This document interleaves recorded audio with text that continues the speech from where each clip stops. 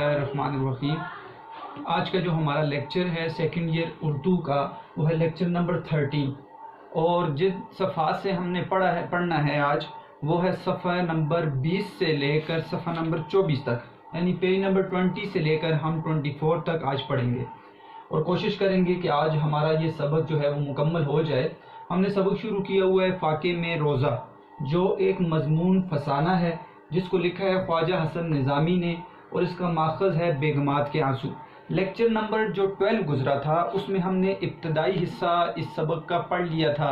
मैंने आपको बताया था कि इस जो फसाना जो कहानी है इसके दो हिस्से हैं। पहले हिस्से में मिर्ज़ा सलीम जो बहादुर शाह ज़फ़र के भाई हैं उनका तज़किरा किया गया, और फिर जामिया मस्जिद जो दिल्ली के अंदर मौजूद थी उसके हालात 1857 से पहले क्या थे, जहाँ पर मिर्ज़ा सलीम जाते हैं और रमज़ान के अंदर के वहाँ के हालात देखते हैं, और फिर वहाँ पर 1857 की जंग आज़ादी के बाद क्या हालात थे मिर्ज़ा शाह ज़ोर ने भी बयान किए उन चीज़ों को। तो मिर्ज़ा शाह ज़ोर जो हैं वो ख़ुद ख्वाजा हसन निज़ामी से उनकी मुलाकात हुई, तो ख्वाजा हसन निज़ामी ने उनसे, यहाँ पर लिखा हुआ है कि ख्वाजा हसन निज़ामी ने ख़ुद उनसे वो फसाना वो किस्सा सुनना चाहा। जैसे कि ये इबारत हमें बता रही है कि मिर्ज़ा शाह ज़ोर की बातों में बड़ा दर्द और असर था। एक दिन मैंने से मुराद लाज़मी बात है ख्वाजा हसन निज़ामी देख रहे हैं तो अपनी बात कर रहे हैं। मैंने उनसे गदर का किस्सा और तबाही का फसाना सुनना चाहा तो आंखों में आंसू भर लाए। इसका मतलब है ये जो किस्सा है ख़ुद मिर्ज़ा शाह ज़ोर जो भांजे हैं मिर्ज़ा सलीम और बहादुर शाह ज़फ़र के, तो उन्होंने ख़ुद ये किस्सा जो है वो ख्वाजा हसन निज़ामी को सुनाया है। तो यहाँ से अब हम वो किस्सा शुरू कर रहे हैं कि वो बता रहे थे कि जब अंग्रेज़ी तोपों और संगीनों ने हमारे हाथ से तलवार छीन ली, ताज सर से उतार लिया, तो फिर हम कल्ला छोड़कर बाहर निकल गए। उस वक्त कहते हैं मेरे साथ कौन था, तो ये कितने लोग थे कुल, इस बात को भी आपने जान लिया पिछले सबक में कि इसका मतलब है मिर्ज़ा शाह ज़ोर ख़ुद थे, एक उनकी बूढ़ी वालदा, एक उनकी छोटी बहन कमसिन बहन, और एक उनकी जो बीमार बीवी जो उनके साथ थी। इसका मतलब है 3 औरतें और ये एक मर्द। ये उस वक्त में वो कला छोड़कर निकलने में कामयाब हो गए। इसके बाद की कहानी हमने पढ़नी है। तो आज जो हम सबक पढ़ेंगे बेटा, एक तो हमने इबारत को पढ़ लेना है, मारूई सवालात बीच में आपने देखने हैं बेटा, यहाँ पर भी मैंने निकाल दिए हैं। फरहंग हमने देखनी है, मुश्किल अल्फाज के मानी और तशरीह को समझना है। फिर इसके साथ साथ 2 सवाल रह गए हैं। एक सवाल तो इंतहाई आसान है, बहादुर शाह ज़फ़र जो है वो कहाँ चले गए थे, ये हमारा सवाल नंबर 52 है। ज़िले सुबहानी बहादुर शाह ज़फ़र कला छोड़कर कहाँ चले गए थे। तो यहाँ पर बहादुर शाह ज़फ़र का आपको पता है बेटा वो कौन शख्स थे, वो आखिरी मुगलिया हुक्मरान थे, और कैद क्योंकि अंग्रेज़ों ने उनको कैद करके बर्मा के दारुल हुकूमत रंगून ले गया है, वहाँ पर ही वो फौत हुए और वहाँ पर ही उनका मकबरा वाक़ है। तो ये सवाल तो आपने खुद करना है, ये इंतहाई आसान सवाल है। एक सवाल नंबर है, हम इसमें एक सवाल सिर्फ आपका होगा, वो सबक के अंदर है कि मेवातियों ने मिर्ज़ा शाह ज़ोर के ख़ानदान के साथ क्या बर्ताव किया। तो उस सवाल को हम बीच में देखेंगे। कुछ अशार मैंने लिख दिए हैं जिनका आपको बड़ा फ़ायदा मिलता है आपकी मतन की तशरीह में। आपके सवाल के आखिर में आप अशार को लिखते हैं जिससे आपका सवाल बड़ा अच्छा लगता है और मतन की तशरीह बड़ी अच्छी लगती है। तो कुछ सवाल जो है सवाल के अंदर भी आप अशार लिख सकते हैं, और इस तरह मतन की तशरीह के अंदर भी अशार लिख सकते हैं। एक शेर तो मैंने उस दिन भी आपको सुनाया था, इकबाल का है कि किया गया है ग़ुलामी में मुब्तला तुझको, किया गया है ग़ुलामी में मुब्तला तुझको, कि तुझसे हो न सकी फ़क्र की निगहबानी। तो ये एक शेर है जो इकबाल का है, इसको भी आप अपनी मतन की तशरीह और अपने सवालात के साथ लिख सकते हैं। इसके अलावा एक और शेर है कि कहिए ना उन्हें अमीर अब और ना वज़ीर, उन्हें अब आप अमीर भी ना कहें और वज़ीर भी ना कहें। क्यों? अंग्रेज़ों के हाथ ये कफ़स में हैं असीर। कफ़स कहते हैं पिंजरे को, असीर कहते हैं कैदी को, कि अब वो जो लोग हैं जो वज़ीर थे, वज़रा थे, अमीर थे, अब वो किसके अंदर कैद हैं, वो अब अंग्रेज़ों ने उनको पिंजरे के अंदर कैदी बना लिया है। तो ये भी ग़ुलामी के दौर से शेर है जो आप सवालात और अपनी मतन की तशरीह के अंदर लिख सकते हैं। एक और शेर है कि दिल्ली में आज भीख भी मिलती नहीं उन्हें, दिल्ली में आज भीख भी मिलती नहीं उन्हें, था कल तलक दमाग जिन्हें ताजो तख्त का। ठीक है, ये आसान शेर है बेटा, इसको भी आप अपने सवालात के अंदर भी लिख सकते हैं, मतन की तशरीह के अंदर भी लिख सकते हैं। और ये वाला जो आपका जो सवाल है बहादुर शाह ज़फ़र का, اس کی نسبت سے آپ یہ شعر اس کے اندر بھی لکھ سکتے ہیں اور عام طور پر بھی لکھ سکتے ہیں. یہ غزل آپ نے بہادر شاہ ظفر کی 9th میں پڑھی ہوئی ہے کہ لگتا نہیں ہے دل میرا اجڑے دیار میں، کس کی بنی ہے عالم ناپائیدار میں. آپ نے یہ سنا ہے، اور اس کا یہ شعر آپ اس کے اندر لکھ سکتے ہیں کہ کتنا ہے بد نصیب ظفر دفن کے لیے 2 گز زمین بھی نہ ملی کوئی یار میں. تو یہ آپ نے 9th میں بیٹا یہ غزل پڑھی ہے بہادر شاہ ظفر کی. تو اس حساب سے آپ اس سوال کے اندر بھی آپ یہ شعر لکھ سکتے ہیں. اور اگر متن کی تشریح کا وہ حصہ جس میں بہادر شاہ ظفر کا نام آ جاتا ہے تو آپ اس کے ساتھ بھی اسی نسبت سے یہ شعر بھی لکھ سکتے ہیں. تو یہ وہ اشعار ہیں جو ہمارے خلاصے کے دوران رہ گئے تھے. میں نے آپ کو بتایا تھا میں ساتھ کر لوں گا. تو یہ وہ اشعار ہیں جو آپ کے سبق کے حوالے سے آپ اپنے پاس نوٹ کر لیں اور انہیں آپ نے یاد کر لینا ہے. یہ انتہائی اہمیت ان کی ہوتی ہے بیٹا. آخر میں آپ کو یہ بڑے کام آتے ہیں متن کی تشریح کے اندر اور سوالات کے اندر. تو اب ہم اپنا سبق شروع کرتے ہیں. صفحہ نمبر ہمارا ہے 20. ٹھیک ہے، ہم لوگ 2 رتھوں میں سوار تھے. یہاں سے ہم پڑھ رہے تھے آخری پیراگراف سے اوپر. ٹھیک ہے کہ ہم لوگ 2 رتھوں میں سوار تھے. رتھا کسے کہتے ہیں بیٹا؟ بیل گاڑی کو. بیل گاڑی وہ بیل گاڑی جس کے پیچھے آپ کو پتہ ہے 4 پہیے نما ایک گنبد نما چھت بنی ہوتی ہے، اور وہ آپ نے دیکھی بھی ہوگی. جس طرح گھوڑے کی بھی گاڑی اس طرح بنتی ہے، لیکن یہ بیل نما بیل اس کو چلاتے ہیں، اور پیچھے آپ دیکھو گے چھت بنی ہوتی ہے اور وہ اس کے 4 پہیے ہوتے ہیں. تو کہتے ہیں ہم وہاں پر 2 رتھوں میں ہم سوار ہو گئے. کون کون؟ مرزا شاہ زور، اس کی بیوی، اس کی والدہ اور بہن.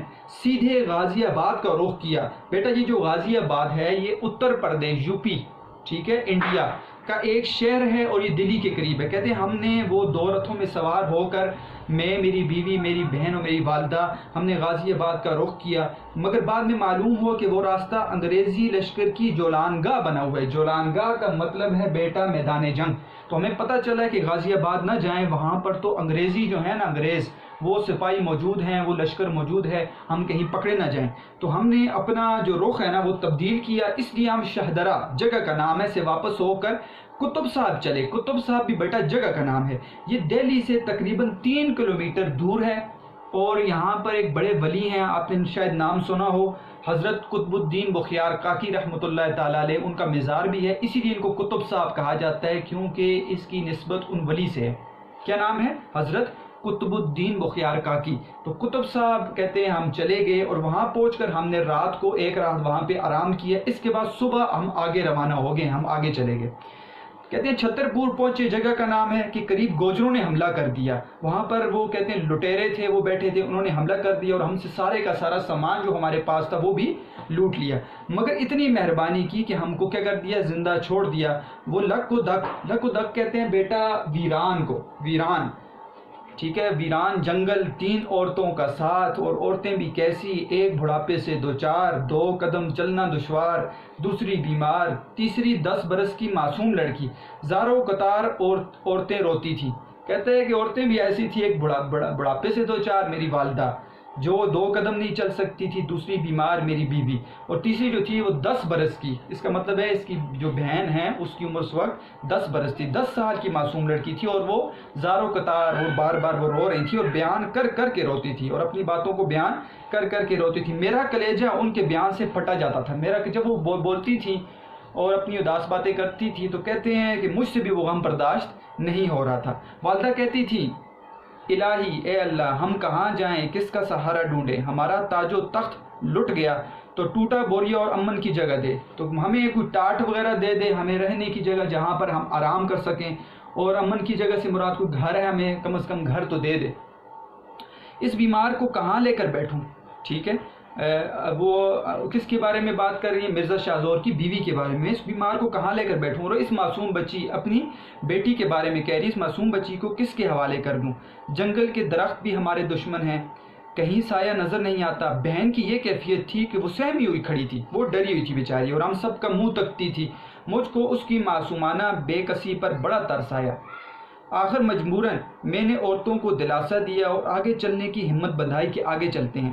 گاؤں سامنے نظر آ گیا. غریب عورتوں نے چلنا شروع کیا. والدہ صاحبہ قدم قدم پر ٹھوکریں کھاتی تھی کیونکہ بوڑھی تھیں اور سر پکڑ کر بیٹھ جاتی تھیں، اور جب یہ کہتی، کیا بات کہتی؟ تقدیر ان کو ٹھوکریں کھلوا رہی ہے جو تاجوروں کے ٹھوکریں مارتے تھے، آج قسمت ان کو ٹھوکریں وہ ان کو دے رہی ہے اور وہ ٹھوکریں کھانے پر مجبور ہے جو ایک وقت تھا بادشاہوں کو ٹھوکریں مارتے تھے، مغلیہ سلطنت میں شامل تھے۔ قسمت نے ان کو بے بس کر دیا ہے، جو بے کسوں کے کام آتے تھے، بے سہاروں کے کام آتے تھے، آج وہ خود بے بس ہو چکے ہیں۔ اپنا کہہ رہے ہیں کہ ہم چنگیز کی نسل ہیں جس کی تلوار سے زمین کانپتی تھی، ہم تیمور کی اولاد ہیں جو ملکوں کا اور شہریاروں کا شاہ تھا۔ ٹھیک ہے، شہریار کہتے ہیں بادشاہوں کو۔ بیٹا میں نے آپ کو اس کے بارے میں پہلے ہی بتا دیا تھا کہ مغلیہ سلطنت کے بانی ظہیر الدین بابر جو ہیں ان کے رگوں کے اندر دو جنگجوؤں کا خون دوڑ رہا ہے، چنگیز خان منگولی حکمران اور امیر تیمور۔ ٹھیک ہے، تیموری سلطنت کا بادشاہ کا بانی امیر تیمور کا خون کیوں کیسے کہ ان کی والدہ جو تھی ظہیر الدین بابر کی، وہ منگولی حکمران سے اس منگولی سلطنت سے تعلق رکھتی تھی اور ان کے والد جو ہیں وہ تیموری سلطنت سے تعلق رکھتے تھے، میں نے آپ کو یہ بتا دیا تھا۔ تو ہم چنگیز کی نسل میں سے ہیں جن کی تلوار سے زمین کانپتی تھی۔ تو ان ظہیر الدین بابر کی جو ماں ہیں ان کا نام تھا قتلگ نگار خانم اور والد کا نام تھا عمر شیخ مرزا، جو ظہیر الدین بابر جنہوں نے مغلیہ سلطنت کی بنیاد رکھی۔ تو کہہ رہی ہیں کہ ہم تو چنگیز کی نسل میں تھے جس کی تلوار سے زمین کانپتی تھی، چنگیز خان کے بارے میں کہہ رہی ہیں۔ ہم تیمور کی اولاد میں سے، کس کی؟ امیر تیمور، تیموری سلطنت کا بانی بیٹا۔ اس نے تیموری سلطنت رہی ہے 1366 سے لے کر 1506 تک، 1366 سے لے کر 1506 تک۔ ہم تیمور کی اولاد ہیں جو ملکوں کا اور شہریاروں کا شاہ تھا، جو ملکوں اور بادشاہوں کا بادشاہ تھا۔ ہم شاہ جہان کے گھر والے ہیں۔ شاہ جہان آپ کو پتہ ہے بیٹا یہ 5واں مغل شہنشاہ تھا۔ یہ جہانگیر جو تھا اس کی وفات کے بعد اس کو سلطنت ملی تھی۔ دیکھیں سب سے پہلے بابر آیا ہے، اس کے بعد ہمایوں آیا ہے، پھر اکبر اعظم آیا ہے، پھر جہانگیر آیا اور پھر شاہ جہان آیا ہے۔ یہ 5ویں نمبر کا جو تھا مغلیہ بادشاہ تھا، ٹھیک ہے، اور اس کی بادشاہت رہی ہے 1628 سے لے کر 1658 تک، ٹھیک ہے، 1628 سے لے کر 1658 تک۔ اس کا اصل نام خرم تھا اور اس کی بیوی کا نام تھا ممتاز بیگم۔ آپ کو پتہ ہے آگرہ میں ایک تاج محل بنا ہے، وہ اسی نے اپنی بیوی کی وفات پر اس کے مقبرے پر وہ تاج محل بنایا تھا، تاج محل ان کا بنایا ہوا تھا۔ تو یہ اس کا تذکرہ کر رہے ہیں، ہم شاہ جہان کے گھر والے ہیں جس نے ایک قبر یعنی اپنی بیوی کے مرنے پر اس کی محبت میں آگرہ میں تاج محل بنایا، ایک قبر پر جواہر نگار بہار دکھا دی، جواہر نگار یعنی کہ آرائش اور زینت سے اس کو بھر دیا۔ تو بیٹا آپ کو پتہ ہے اس کے اندر مختلف قسم کے کہتے ہیں پتھر استعمال کیے گئے، جس میں سے 5 قیمتی پتھروں کے نام میں آپ کے سامنے لیتا ہوں۔ ایک لال، ٹھیک ہے، الماس، یاقوت، نیلم اور زمرد۔ اس کے علاوہ عقیق، فروزہ، یہ پتھر بھی جو ہے اس کے بنانے میں استعمال کر دیے گئے۔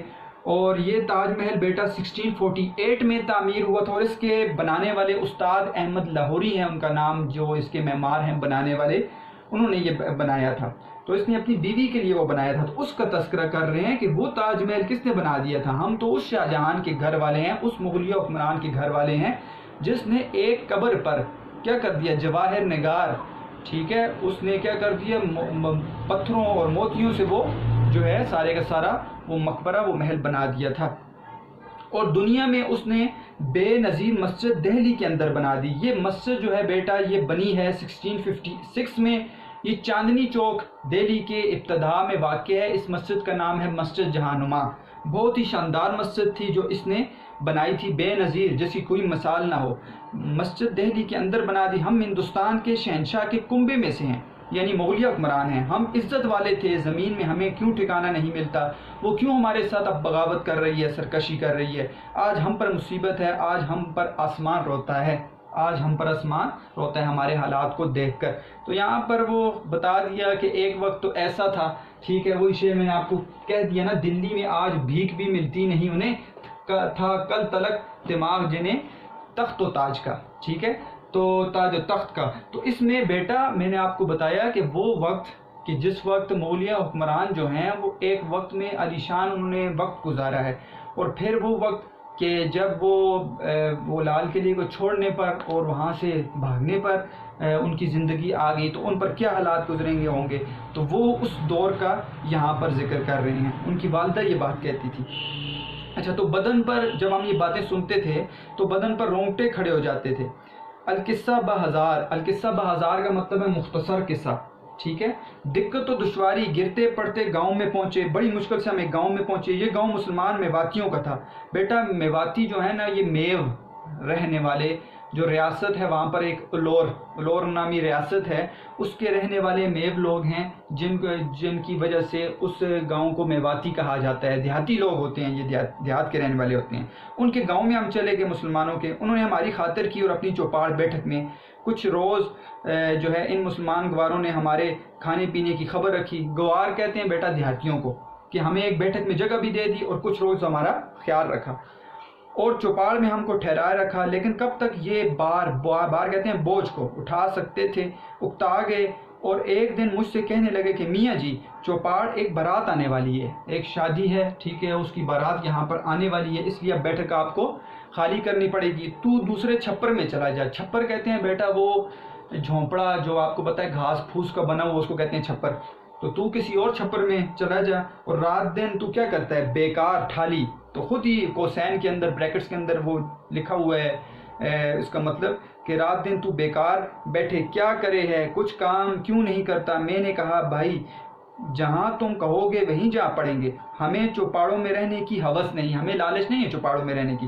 جب فلک سے مراد ہے خدا نے عالی شان محل ہم سے چھین لیے تو اس کچے مکان پر ہم کیا ضد کریں گے. اور رہی کام کرنے کی بات, سو میرا جی تو خود گھبراتا ہے, خالی بیٹھے ہوئے طبیعت اکتائی جاتی ہے. مجھ کو کوئی کام بتاؤ, ہو سکے گا تو آنکھوں سے کروں گا, خوشی سے میں کر دوں گا, کام کرنے کی بات نہیں ہے. ان کا چودھری بولا ہم نے کے بیرا کا مطلب ہے ہمیں کیا خبر کہ تو کیا کام کر سکتا ہے. میں نے جواب دیا میں سپاہی زادہ ہوں, ٹھیک ہے, کیونکہ میں مغلیہ سلطنت سے تعلق رکھتا ہوں, بادشاہوں کے خاندان سے تعلق رکھتا ہوں. تیغ و تفنگ چلا سکتا ہوں. تیغ کہتے ہیں تلوار کو, تو تفنگ کہتے ہیں تیر کو. تلوار اور تیر میں چلا سکتا ہوں, یہ میرا ہنر ہے, اس کے علاوہ اور کوئی کام نہیں جانتا. گوار ہنس کر کہنے لگا نہ بابا یہاں تو ہل چلانا ہوگا, ہمیں کیا لگا ہم تلوار اور تیروں سے کیا کریں گے, تو ہل چلا دینا, گھاس کھود لینا ہمارے لیے, ہم نے تلوار کے ہنر کیا کرنے ہیں, ہمیں کیا فائدہ تلوار کا. گواروں کے اس جواب سے میری آنکھوں میں آنسو آ گئے اور جواب دیا کہ بھائیو مجھ کو تو ہل چلانا اور گھاس کھودنی نہیں آتی. مجھ کو روتا دیکھ کر گواروں کو رحم آ گیا اور بولے اچھا تو ہمارے کھیت کی رکھوالی کیا کر اور تیری عورتیں ہمارے گاؤں کے کپڑے سی دیا کریں, کپڑی سلائی کر دیا کریں. تو بیٹا یہ اس سوال سے متعلق ہے, سوال نمبر ہے سے, کہ میواتیوں نے مرزا شاہ زور کے خاندان کے ساتھ کیا برتاؤ کیا. پہلے مناسب برتاؤ رکھیں گے, چھپڑ دے دی, وہاں پر کچھ دن کھانے کو دے دیا, جو ابتدائی کی باتیں ہیں وہ ان کے ساتھ مناسب برتاؤ انہوں نے کیا ہے. اور جو دوسرا نامناسب برتاؤ ہے وہ یہ ہے کہ کچھ دن بعد کہنے لگے کہ تو یہاں پر پڑا رہتا ہے اور کام کوئی نہیں کرتا, کوئی کام کاج کر. تو آگے سے میں نے کہا کہ میں تو تیغ و تفنگ چلانے والا سپاہی زادہ ہوں, میں کیا کر سکتا ہوں. تو انہوں نے کہا ہم نے کیا کرنا تلوار چلانے کا, ہمیں کیا فائدہ, تو ہمارے کھیت کی رکھوالی کر دے, گھاس کھود دیا کر. تو میں نے کہا میں تو یہ نہیں کر سکتا. تو اس پر انہوں نے کہا کہ تو ہمارے لیے کھیت کی رکھوالی کرے گا اور تیری عورتیں جو ہیں ہمارے لیے کیا کریں گی, کپڑے سلائی کر دیا کریں. تو یہ نامناسب برتاؤ ہے جس کا یہاں پر ذکر کیا گیا ہے. ایک مناسب برتاؤ آگے بھی آئے گا, جب اس کی بیوی فوت ہو جاتی ہے تو انہوں نے کفن کے لیے اس کا کفن بھی دیا, ٹھیک ہے, اور اس کا جنازہ بھی سارا کر دیا انتظام, وہ آگے آ جائے گا, وہ بھی آپ اس میں لکھ سکتے ہیں. تو یہ سوال آپ کا اسی حصے سے حل ہو جائے گا, وہ برتاؤ آپ نے اس میں لکھنا ہے. فصل پر تجھ کو اناج دے دیا کریں گے, ہر فصل 1 سال کے بعد ہوتی ہے, تو اس پر ہم تجھے اناج دے دیں گے جو تجھ کو برس دن کو کافی ہوگی. برس دن 1 سال کو تیرے لیے وہ کافی ہوگی. چنانچہ یہی ہوا کہ میں نے سارا دن کھیت پر جانور اڑایا کرتا تھا اور گھر میں عورتیں کپڑے سیتی تھی. ایک دفعہ ایسا ہوا کہ بھادوں کا مہینہ آیا. بھادوں کا مہینہ بیٹا یہ ہندی جو مہینے ہوتے ہیں اس میں سے ایک مہینہ ہے بھادوں. یہ شروع ہوتا ہے تقریباً 15 اگست سے 15 سپتمبر تک رہتا ہے, اور اس کو آپ کہہ سکتے ہیں کہ یہ برسات کا مہینہ ہوتا ہے. تو برسات کا مہینہ آ گیا اور گاؤں میں سب کو بخار آنے لگا. میری اہلیہ اور بہن کو بھی بخار نے آ دبایا. وہ گاؤں, وہاں دوا اور حکیم کا کیا ذکر, گاؤں میں کون حکیم ہوتا ہے اور کیا دوائیں ہوتی ہیں. خود لوٹ پیٹ کر اچھے ہو جاتے تھے, بری حالت ہوتی تھی لوٹ پیٹ کر, یعنی بری حالت ہوتی تھی لوگوں کی, اور پھر اس کے بعد خود ٹھیک ہو جاتے تھے. تو وہاں پہ ڈاکٹر نہیں تھے اور نہ حکیم تھے کوئی, مگر ہم کو دعاؤں کی عادت تھی. ہم تو کیونکہ محلات کے رہنے والے تھے, ہم تو حکیموں کی عادت تھی. ہمیں سخت تکلیف اٹھانی پڑی. اس حالت میں ایک دن اس زور کی بارش ہوئی کہ جنگل کا نالا, ٹھیک ہے, پانی چڑھ آیا اور گاؤں میں کمر پانی ہو گیا, مطلب کافی پانی جمع ہو گیا۔ گاؤں والے تو اس کے عادی تھے، لیکن ہماری حالت اس طوفان کے سبب مرنے سے بدتر بری ہو گئی۔ چونکہ پانی ایک دفعہ ہی رات کے وقت گھس آیا تھا، اس لیے ہماری عورتوں کی چرپائیاں بالکل غرق آب ہو گئیں، چرپائیاں جو ہیں وہ پانی میں ڈوب گئیں۔ آخر بڑی مشکل سے چھپر کی بلیوں میں 2 چارپائیاں اڑا کر عورتوں کو ان پر بٹھایا۔ چھپر گھاس پھوس کی چھت بنی ہوئی، ٹھیک ہے، اور بلیاں کہتے ہیں بیٹا شاہتیر کو، وہ جو لکڑی ہوتی ہے نا جس سے وہ جو ہے وہ چھت کو سہارا دیا جاتا ہے، تو اس کے درمیان کسی طرح کہتے ہیں بڑی مشکل سے اوپر کر کے میں نے کیا کیا، ان چارپائیوں کو اوپر اڑا کر اوپر کر کے اپنی عورتوں کو اس کے اوپر بٹھایا تاکہ وہ پانی میں نہ ڈوبے۔ پانی گھنٹہ بھر میں اتر گیا، مگر غضب یہ ہوا کہ کھانے کا اناج اور اوڑھنے بچھانے کے کپڑے سارے کے سارے تر ہو گئے، ٹھیک ہے، اناج بھی خراب ہو گیا اور ہمارے کھانے کے کپڑے بھی کھانا بھی اور کپڑے بھی ہمارے کیا ہو گئے، خراب ہو گئے۔ پچھلی رات میری بیوی کے جاڑے سے بخار آیا، جاڑا کہتے ہیں سردی کو، اس وقت کی پریشانی بس بیان کرنے کے قابل نہیں۔ اندھیرا گھپ می کی جھڑی، اندھیرا بھی تھا اور اوپر سے برسات بھی تھی، کپڑے سب گیلے تھے، آگ کا سامان ناممکن ہمارے پاس نہیں تھا، حیران تھے الہی کیا انتظام کیا جائے۔ مریضہ کی حالت نہایت ابتر ہو گئی، جو میری بیوی تھی وہ اور زیادہ بیمار ہو گئی، یہاں تک کہ تڑپنے لگی اور تڑپتے تڑپتے جان دے دی، یہاں تک کہ مر گئی۔ چونکہ وہ ساری عمر ناز و نحمت میں پلی تھی، ٹھیک ہے، اس نے تو ناز و نحمت دیکھی تھی، عیش عشرت کی زندگی گزاری تھی، تو غدر کی مصیبتیں ہی ان کی ہلاکت کے لیے کافی تھی۔ خیر اس وقت تو جان بچ گئی، مگر یہ بات کا جھٹکا ایسا بڑا لگا کہ جان لے کر گیا۔ صبح ہو گئی، گاؤں والوں کو خبر ہوئی تو انہوں نے کفن وغیرہ منگوا دیا، اور دوپہر تک یہ محتاج شہزادی گورے غریبہ میں ہمیشہ کے لیے جا سوئی۔ گورے غریبہ زمین کا وہ ٹکڑا ہوتا ہے نا بیٹا جس میں مسافروں کو دفن کیا جاتا ہے، اس کو ہوتے ہیں گورے غریبہ، تو ہم نے اس کو قبر میں اتار دیا گیا۔ تو یہ ایک مناسب برتاؤ تھا کہ کفن کا انتظام بھی ان گاؤں والوں نے اس کی بیوی کے لیے کر دیا تھا۔ تو اب بیوی تو فوت ہو گئی، مرزا شاہ زور رہ گیا، اس کی بہن رہ گئی اور والدہ رہ گئی ہے۔ اب ہم کو کھانے کی فکر ہوئی کیونکہ اناج سب بھیگ کر سڑ گیا تھا، خراب ہو گیا تھا، گاؤں والوں سے بھی مانگتے ہوئے لحاظ آتا تھا، وہ بھی ہماری طرح اسی مصیبت میں گرفتار تھے۔ تاہم ہمارے گاؤں کے چودھری کو خیال آیا اور اس نے کتب صاحب میں نے بتایا بیٹا جگہ کا نام ہے، دلی سے 3 کلومیٹر دور ہے، جہاں پر ایک مزار ہے حضرت قطب الدین بخیار کاکی کا۔ کتب صاحب سے 1 روپے کا آٹا منگوا دیا، وہ آٹا نصف کے قریب خرچ ہوا ہوگا کہ رمضان شریف کا چاند نظر آ گیا، اوپر سے کیا آ گیا بیٹا، روزے آ گئے۔ والدہ صاحبہ کا دل بہت نازک تھا، وہ ہر وقت گزشتہ زمانے کو یاد کیا کرتی تھی۔ رمضان کا چاند دیکھ کر انہوں نے ایک ٹھنڈا سانس بھرا اور چپ ہو گئی۔ میں سمجھ گیا ان کو اگلا وقت یاد آ گیا ہوگا کہ وہ لال قلعے کے اندر رمضان کا مہینہ، تسلی کی باتیں کرنے لگا جس سے ان کو کچھ ڈھارس ہو گئی، تسلی ہوگی، میں نے تسلی کی باتیں کی، ان کو تھوڑی بہت تسلی ہوگی۔ 4-5 دن تو آرام سے گزر گئے، مگر جب آٹا ختم ہو چکا تو بڑی مشکل درپیش ہوئی۔ سوال کرتے ہوئے شرم آتی تھی اور پاس 1 کوڑی تک نہ تھی، پاس پیسے بھی نہ تھے۔ شام کو پانی سے روزہ کھولا، بھوک کے مارے کلیجہ منہ کو آتا تھا، اتنی بھوک لگی تھی۔ والدہ صاحبہ کی عادت تھی کہ اس قسم کی تکلیف کے وقت بیان کر کے رویا کرتی تھی، مگر آج بڑے اطمینان سے خاموش تھی۔ ان کی خاموشی و اطمینان سے میرے دل کو بھی سہارا ہوا، اور چھوٹی بہن کو جس کے چہرے پر بھوک کے مارے ہوائیاں اڑ رہی تھی، ہوائیاں اڑنا یعنی کہ برا حال ہونا، چہرے کا رنگ تبدیل ہو جانا، دلاسا دینے لگا، وہ معصوم بھی میرے سمجھانے سے نڈھال ہو کر چارپائی پر جا پڑی اور تھوڑی دیر میں سو گئی۔ کچھ کھانے کے لیے نہیں ہے، پانی سے روزہ کھولا ہے، تو حالات یہ ہو گئے تھے کہ بھوک میں نیند کہاں آتی ہے، بھوک میں انسان کو نیند نہیں آتی، بس ایک غوطہ سا تھا، غشی آتی ہے کہ بس انسان سوتا ہے اور آنکھیں بند ہوتی ہیں لیکن دماغ جاگ رہا ہوتا ہے، تو بھوک میں یہ ایسی حالت تھی۔ اس غوطہ، غشی اور ناتوانی کہتے ہیں بیٹا کمزوری کو کی حالت میں سحری کا وقت آ گیا۔ والدہ صاحبہ اٹھی اور تہجد کی نماز کے بعد جن دردناک الفاظ میں انہوں نے دعا مانگی، ان کی نقل کرنا محال ہے، مشکل ہے۔ حاصل مطلب یہ کہ انہوں نے بارگاہ الہی میں عرض کیا۔ یہاں سے آگے ان کی والدہ کی ایک دعا ہے جس کا میں نے آپ کے سامنے خلاصے میں تذکرہ کیا تھا، وہ دعا مانگتی ہیں، ہم نے ایسا کیا قصور کیا ہے جس کی سزا ہمیں مل رہی ہے؟ رمضان کے مہینے میں ہمارے گھر سے سینکڑوں محتاجوں کو کھانا ملتا تھا، اور آج ہم خود دانے دانے کو محتاج ہیں اور روزے پر روزہ رکھتے ہیں، کہ روزے پر روزہ مطلب کہ پہلی سے بھوک کی حالت ہے اور اس کے اوپر ہم بھوکے پیٹ اور روزے پر روزہ ہم رکھ رہے ہیں۔ تو یہاں سے بیٹا ہم کو آپ وہ اس پیراگراف کو یاد کرو کہ کیا حال ہوتا تھا جامعہ مسجد کے اندر دہلی کی، کہ کیا حال ہوتے تھے، اور یہ سینکڑوں لوگوں کو یہ کھانا بھیج رہے ہیں، افطاری کا اہتمام کیا جا رہا ہے، سحری کا اہتمام کیا جا رہا ہے، اور اب اپنی ان کی یہ حالت ہو گئی ہے۔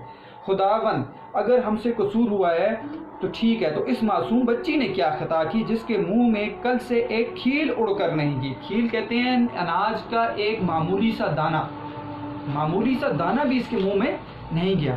دوسرا دن بھی یوں ہی گزر گیا اور فاقے میں روزے پر روزہ رکھا۔ اب آپ کو سمجھ آ گئی ہوگی بیٹا، فاقے میں روزے پر روزہ رکھا کہ ہم نے کچھ نہیں کھایا تھا، اور روزے کی حالت میں کیا، روزہ تو اس کا ہوتا ہے جو سحری کرے، جو افطاری کرے، ہم نے کچھ نہیں کھایا تھا تو ہم نے فاقے کی حالت میں روزہ رکھ لیا۔ شام کے قریب چودھری کا آدمی دودھ اور میٹھے چاول لایا اور بولا آج ہمارے نیاز تھی۔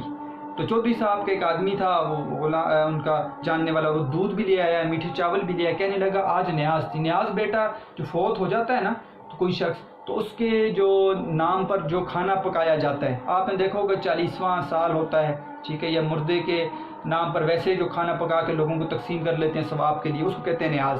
آج ہمارے نیاز تھی، یہ اس کا کھانا ہے، اور 5 روپے یہ لیں زکوٰۃ کے، یہ بھی آپ لے لیں، زکوٰۃ کے پیسے دے رہے ہیں۔ ہر سال بکریوں کی زکوٰۃ دیا کرتے ہیں، مگر اب کہ نقد دے دیا ہے، ہم بکریوں کی زکوٰۃ دیتے تھے، ٹھیک ہے، بکریاں وغیرہ، اب اس وقت جو ہے ہم پیسے دے رہے ہیں۔ یہ کھانا اور روپے مجھ کو ایسی نعمت معلوم ہوئی گویا بادشاہت مل گئی۔ خوشی خوشی والدہ کے آگے سارا قصہ کہتا جاتا تھا اور خدا کا شکرانہ بیچتا جاتا تھا، مگر یہ خبر نہ تھی کہ گردش فلاکت نے مرد کے خیال پر تو اثر ڈال دیے۔ گردش فلاکت کہتے ہیں بدقسمتی نے، لیکن عورت ذات جوں کہ تو اپنی قدیمی غیرت داری پر قائم ہے۔ کہتا ہے کہ مجھے نہیں پتا تھا، اس لائن کو سمجھے، مجھے نہیں پتا تھا یہ بات کہ گردش فلاکت نے، بدقسمتی نے میرے ذہن پر تو اثر ڈال لیے، میں نے زکوٰۃ کے پیسے بھی لے لیے، میں نے نیاز کا کھانا، وہ کھانا بھی لے لیا، میں نے نیاز بھی لے لی، لیکن مجھے نہیں پتا تھا کہ جو میری والدہ ہیں وہ ابھی تک غیرت پر قائم ہیں، ان کو برا لگا یہ۔ انہوں نے کہا کیوں لیے زکوٰۃ کے پیسے تم نے؟ چنانچہ میں نے دیکھا کہ والدہ کا رنگ متغیر تبدیل ہو گیا، باوجود فاقے کی ناتوانی کمزوری کہ انہوں نے تیور بدل کر کہا، ٹھیک ہے، غصے میں آ کر کہا، تف ہے، افسوس ہے تیری غیرت پر، خیرات اور زکوٰۃ لے کر آیا ہے اور خوش ہوتا ہے، ارے اس سے مر جانا بہتر تھا، اگرچہ ہم مٹ گئے، ہم ختم ہو گئے ہیں، مگر ہماری حرارت نہیں مٹی، مگر ابھی تک ہمارے اندر ہمارا اثر ختم نہیں ہوا، ہم کیسے لے سکتے ہیں زکوٰۃ کے پیسے، ہم کیسے لے سکتے ہیں یہ نیاز کا کھانا؟ میدان میں نکل کر مر جانا یا مار ڈالنا اور تلوار کے زور سے روٹی لینا ہمارا کام ہے، صدقہ خوری ہمارا شیوا نہیں، یہ ہماری عادت نہیں، ہم صدقے نہیں کھاتے۔ والدہ کی ان باتوں سے مجھے پسینہ آ گیا اور شرم کے مارے ہاتھ پاؤں ٹھنڈے ہو گئے، چاہا کہ اٹھ کر یہ چیزیں واپس کر آؤں، مگر والدہ نے روکا اور کہا خدا ہی کو یہ منظور ہے تو ہم کیا کریں، سب کچھ سہنا ہوگا، یہ کہہ کر کھانا رکھ لیا اور روزے کھولنے کے بعد ہم سب نے مل کر کھا لیا۔ والدہ نے حالات دیکھے کہ اتنی فاقے میں، اور روزے کا رمضان کا مہینہ ہے، روزے میں ہم فاقہ کاٹ رہے ہیں، تو آخرکار انہوں نے دیکھا حالت کو دیکھ کر، اپنی ذات کو چھوڑا، اپنے بیٹے اور اپنی بیٹی کی حالت کو دیکھا تو کہا رکھ لو، یہ کھا لیتے ہیں۔ تو 5 روپے کا آٹا منگوا لیا ہم نے، جو پیسے زکوٰۃ کے لیے تھے، اس سے ہمارا رمضان جو ہے نا وہ خیر و خوبی سے گزارا ہمارا ہو گیا، وہ گزر گیا۔ اس کے بعد کیا ہوا، ہم 6 مہینے تک اسی گاؤں میں رہے، پھر میں اپنی والدہ اور اپنی بہن کو لے کر دہلی چلا آیا۔ یہاں کر دہلی کے اندر میری والدہ بوڑھی تھی، ان کو بھی انتقال ہو گیا، اور بہن جو چھوٹی تھی وہ بڑی ہوگی، اور اس کے بعد میں نے اس کی شادی کر لی۔ انگریزی سرکار نے میرے بھی 5 روپے ماہوار پینشن مقرر کر دی۔ تو انگریزی سرکار نے جو وہاں کے لوگ ہوتے تھے، جو بادشاہت کے اندر، جو لال قلعے کے اندر رہنے والے لوگ تھے، ان کو پینشن پھر ان کو گزارے کے لیے دے دیا کرتے تھے۔ تو انگریزی سرکار نے میرے بھی 5 روپے ماہوار پینشن مقرر کر دی ہے، جس پر آج کل زندگی کا انحصار ہے، زندگی کا گزارا اسی 5 روپے پر ہو رہا ہے۔ تو بیٹا آپ نے دیکھا کہ وہ پورے کا پورا قصہ سنا دیا مرزا شاہ زور نے، کہ وہ لال قلعے کو چھوڑنا 1857 کی جنگ آزادی کے بعد، اور اس کی والدہ جو بوڑھی تھیں ان کی دعا کا ذکر، پھر وہ ان کا آ جانا، اور آخرکار وہ بھی فوت ہو گئی، بہن کی حالت کا ذکر کہ وہ کس ناتوانی میں اس نے روزہ رکھا، بیوی بیمار تھی پہلے ہی، اور اوپر سے سردی کے دنوں میں اور بارش کا مہینہ، پھر ان کو بخار ہو گیا، اس میں وہ فوت ہو گئی۔ تو اپنی کتنی مشکل حالات کو انہوں نے ذکر کیا ہے۔ تو یہ ہو گیا پورے کا پورا بیٹا سبق، جس میں آپ نے ایک فسانہ پڑھ لیا ہے جو دہلوی تاجدار کے کنبے کا فسانہ ہے۔ تو اس میں معروضی سوالات 2 رتھوں، جاڑے بکریوں جہاں پر ذکر تھا، 6 مہینے 5 روپے ماہوار پینشن، اور سحری کا وقت آیا تو یہ بیٹا خاص معروضی سوالات ہیں جو آپ نے سبق کے اندر دیکھنے ہیں اور ان کو ہائی لائٹ کرنے ہیں۔ فرہنگ میں نے مختلف لکھ دی ہیں بیٹا یہاں پر، ٹھیک ہے، اور ساتھ ساتھ پڑھتے ہوئے میں نے آپ کو مشکل الفاظ کے معنی بتائے ہیں جو آپ جس وقت سنیں گے وہ سبق، اور آپ نے اپنی کتاب کے اوپر نوٹ کرنا ہے۔ اشعار آپ نے لازمی نوٹ کرنے ہیں، یہ آپ کو متن کی تشریح میں اور جو آپ کے سبق کے سوال ہیں ان میں کام آئیں گے۔ اور سوال نمبر ہے اور سوال نمبر 22 ہے، تو سوال نمبر ہے آپ ہوم ورک کر لیں بیٹا، یہ ایک ہی سوال ہے، ہوم ورک کر لیں۔ اشعار آپ نے لکھ لینے ہیں، ٹھیک ہے، اور یہ معروضی سوالات اور جو فرہنگ ہے یہ آپ کی بک کا کام ہوتا ہے بیٹا، ٹھیک ہے، وہ آپ بک پر لکھ لیں بے شک۔ تو یہ بک پر آپ نے ہائی لائٹ کرنے ہیں اور پین سے مشکل الفاظ کے معنی لکھنے ہیں۔ تو یہ آپ کا سبق کمپلیٹ ہو گیا۔ ایک سوال اس کا سوال نمبر 3 ہے 25 پیج پر، رموز اوقاف کی وضاحت کریں۔ یہاں پر ہم نے رابطہ اور تفصیلیہ پڑھا ہوا ہے، کوسین اور خط ہم ابھی نہیں پڑھتے، یہ آگے آئے گا تو وہاں پر ہم پڑھ لیں گے، یہاں پر اس کے پڑھنے کی ضرورت نہیں ہے۔ سبق کا خلاصہ ہم نے پڑھ لیا، ٹھیک ہے۔ مضامین کے اوپر میں انشاءاللہ بات کروں گا کیونکہ 14 مارکس ہیں سیکنڈ ایئر کی مضمون پر، تو اس پہ ہم پریکٹس کریں گے، اس کا طریقہ آپ کو بتاؤں گا لکھنے کا، تو پھر ہم مضامین کو شروع کریں گے۔ تو پورے کا پورا ہمارا سبق ہمارے ساتھ مشقی سوالات کے کچھ اشعار بتا دیے، متن کی تشریح کے، معروضی سوالات، مشکل الفاظ کے معنی ہمارا ختم ہو گیا بیٹا۔ مجھے امید ہے آپ کو پورے کے پورے سبق کی سمجھ آئی ہوگی، ٹھیک ہے۔ ایک تاریخی قصہ ہے تو اس کو غور سے پڑھنا ہے، دیکھنا ہے اس کہانی کو کہ اس کے اندر کیا ایسی اہم چیزیں ہیں جو اگر سبق کے اندر آ جاتی ہیں متن کی تشریح میں وہ میں لکھ سکتی ہوں۔ تو مجھے امید ہے آپ کو سمجھ آئی ہوگی۔ اگر پھر بھی سمجھ نہیں آئی کسی چیز کی، آپ کوشچنس کرتے ہیں، اسی طرح آپ سوالات پوچھ سکتے ہیں، میں کوشش کروں گا اس کا اچھے طریقے سے آپ کو جواب دے دوں۔ بیٹا اسی طرح محنت کرنی ہے، آپ ہوم ورک کر رہے ہیں بڑا اچھا، ٹھیک ہے، اور بچے بڑی محنت کر رہے ہیں، اور اسی طرح آپ نے محنت کے ساتھ کام کرنا ہے، اور ہمیشہ آپ جس طرح محنت کرتے ہیں